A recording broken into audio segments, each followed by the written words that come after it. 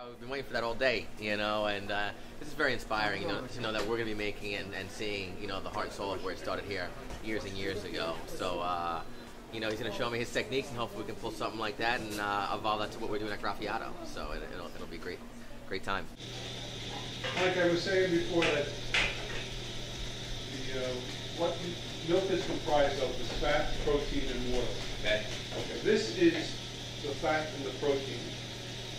The liquid that you see draining out is what we call whey, is the watery part of milk. Milk is comprised of about 90% of water, 5% fat, 5% protein, approximately. Okay.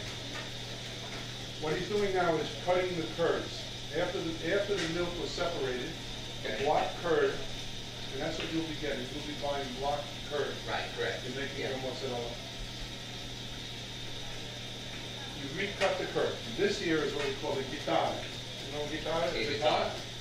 This actually goes back to my grandmother's time, this particular one. But what is nothing but an old pasta cutter that we keep rewiring with the stainless steel piano wire. So we can cut the curd in even strips. Now Renee is going to add hot water. Making mozzarella, you cut the curds, and now you're going to add a little bit of hot water. The first thing we do is we let the water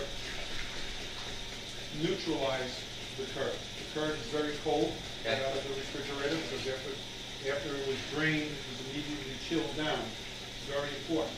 But you want to slow down the activity in the curd. Okay. You don't want it to ripen up too much, too fast. Then it would be like almost literally rot away as you're making it. So now the first thing he did was he placed the hot water and he's sort of neutralizing the all the bits of curd to bring it to a certain temperature. The water needs to be approximately 180 degrees. Okay. So it's pretty hot. Okay.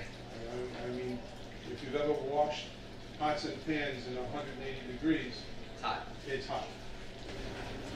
Now, making good mozzarella, you need to feel the texture of the mozzarella. Today, we use gloves when we make mozzarella, so it's hard to feel the texture. It always feels like it's ready. So we have to go by eye and stretch. And as you can see, he's now kneading the curds back together. That's the way he wants to make sure that there is no lumps and uneven parts. So it's going to take a few minutes of constantly, in circular motion, he's moving the curds around. Not allowing it to sit in the hot water too long, and not allowing it to stay out of the hot water too long. So this is where making mozzarella, the talent of making good mozzarella is trial and error. Knowing when, how much hot water. Sometimes, depending on the time of year, you might need to use less hot water.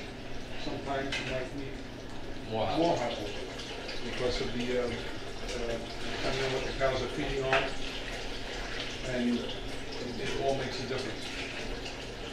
Okay? Now, pull out one strip and show him how it needs to stretch more like, just like that. Almost a taffy-like consistency. Right, wow. Okay? And you don't want to pull too much that you're going to strain the curd, but you want it to sort of pull itself. And just gently let it go out. Now Renee is going to form the mozzarella.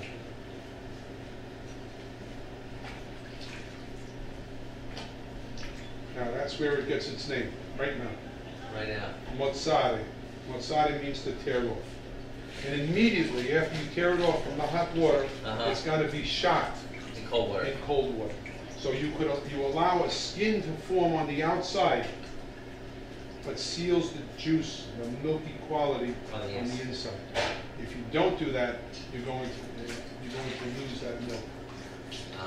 So cold water is very important. Sometimes people even put ice in the water. We prefer not to use it. We prefer to use clean water, straight, without any ice. And we're shocking it. We'll run some water in it in a few minutes. Now you can make mozzarella in any shape or any size. Right. Make a scamorza. This is we would use a slightly different pasta or curd when we're making scamorza. But in this case, this is a scamorza, which has a little mushroom head. Right? And there's different types of heads you could make. This one we call the mushroom head, and we can make it with a little point on top. Right. We call that one caciocavallo, and we make it with a little point. Sometimes we stuff it with a ball of butter. We call it manteca or borini. And the reason why is years ago, see, when you're making cheese, you always had a residue of butter that was left over, butter fat that came to the top. Right. If you save that butter and put it into the center of the cheese, the butter never went there. It stayed because it was an airtight environment. So sometimes we do that. Now this is what he's making, is what we call a treccia. Very popular in Puglia. The treccia is a braid. The braid.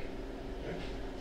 And what he's doing, he's stretching it out, and it's going to make the texture stringy. The Armenians make a cheese called string cheese. It's basically the same exact thing. And you could salt it, pepper it, herbs, fennel, whatever you want to do, and then shred it apart. Right. And you make a different textured product. What we would do is we would make a long mozzarella and then shred it and then place it into cream. And then the next day we would make what we call burrata.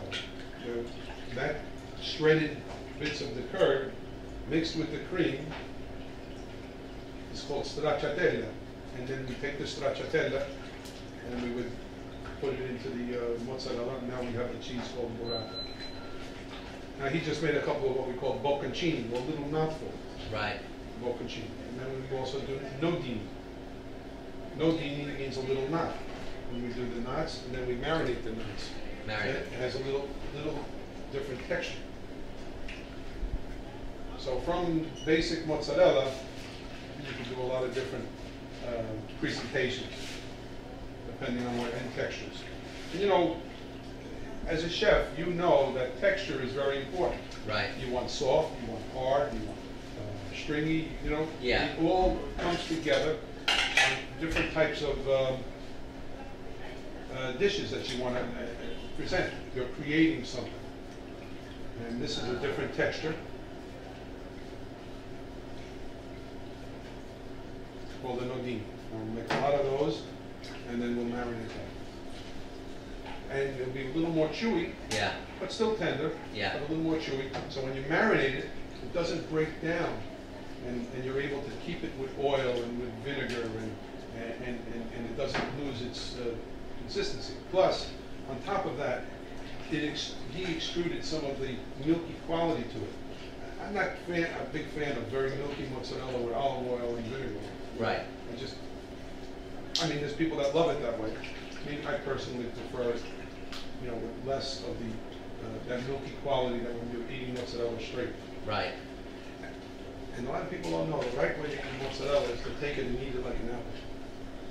You know, I was funny. I was standing out there, and I said, I just want to take this mozzarella and eat it like an apple. Like, it's just and that's so exactly good. The way you should have mozzarella, because once you cut the mozzarella, and you never cut it with a serrated knife. Right. Straight knife and one straight cut. That's to fool it and not to know that it was cut. Right. Right? So, but when you bite into it, you're eating it like an apple. You get all that natural juice without any stress on the texture of the mozzarella. This is going to be me at Graffiato in about 6 weeks. I'll be on top of everyone making mozzarella as we're getting tickets all night long. There you go. And I'm going to be your first customer. I hope so. I'm nervous about that. Don't be nervous. Don't be nervous. Go ahead. You want to try and make a little bit? Oh, yes.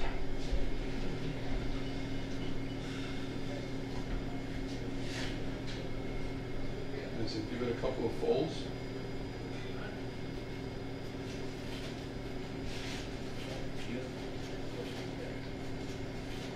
And pop it right into the cold water.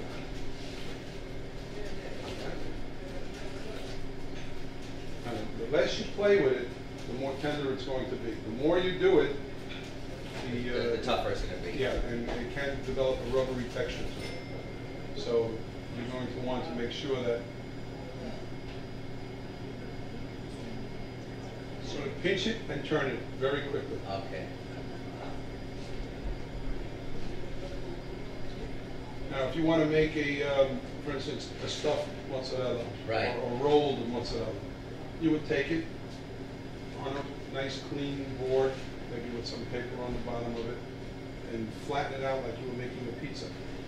Then you would layer whatever you want to put in it, vegetables, ham, or whatever, and you would then roll it, and then place it into cold water. And that would be, some people call it a rollard. I don't like to use that word because it sounds too French to me. You know? So you can do a lot of different things with mozzarella pasta filata. What's very important though is you want to seal it. You want to seal the bottom. Yes, you want to make sure that when you stretch it, right, the bottom has to be a tight seal, because if you don't have a tight seal, right, and you pinch it really good, you're going to lose all the milk. It's going to come out. I see. Just keep doing it, and you're going to get better and better. Give it a couple of folds. One hand you shake it, the other one you give it. Be careful, you watch it, don't get to be really much. That's it.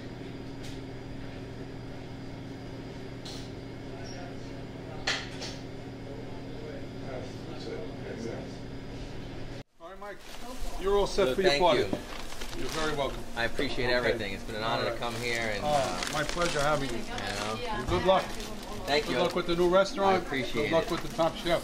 Thank you. Wednesday night, root for me. See the Italian on TV trying to rock it out for the championship. So hopefully do that, and then we're going to roll right into the restaurant. Mike, you're already a winner. Thank you very much. I appreciate it again. Thank you. You're very welcome.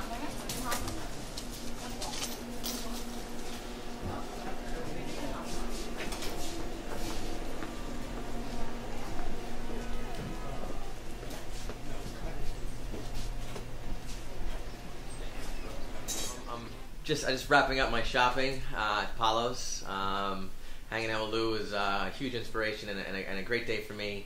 You know, just learning so much about the history of the cheeses, from, you know, the gorgonzolas and the different types of cheeses he carried, and to roll into what we do at Graffiato and where we source our stuff from, and then, you know, the olive oils from the region it's from, and the type of flavor profiles and the way he likes it with his food and the way I like it with mine, and you know, choosing, you know, when I do a taste test, choosing a Southern Italian olive oil was great, because that's just the flavor profile we want to use at Graffiato.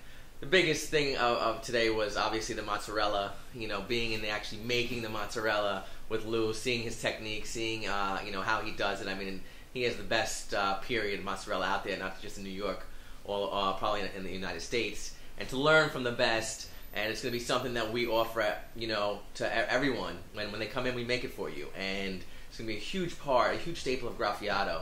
So that's just been really, really rewarding, and just an honor to be able to be back there with him. And today, my whole experience was just shopping and, you know, picking up some cheeses and stuff like that. It's just been a great day for me, and I'm just overwhelmed at this point right now. But we're excited, and you know, everyone in DC better be ready for some great food, because you know, what we're bringing back from New York City.